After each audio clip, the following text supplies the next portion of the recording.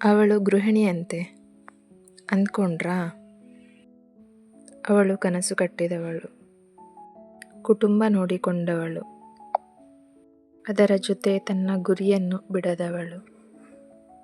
ಹೆಣ್ಣು ದುರ್ಬಲ ಅಲ್ಲ, ಅವಳು ಶಕ್ತಿ. ಎಲ್ಲರೂ ನಂಬಲ್ಲ, ಆದರೆ ನೀನು ನಿನ್ನನ್ನು ನಂಬಬೇಕು. ನಿನ್ನ ಹೋರಾಟ ನಿನಗೆ ಗೊತ್ತು.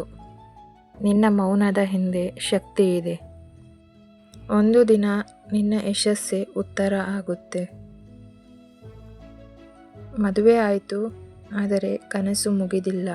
ಮಕ್ಕಳು, ಮನೆ, ಜವಾಬ್ದಾರಿ ಎಲ್ಲದರ ಮಧ್ಯೆ ಕನಸು ಕಂಡ್ರೆ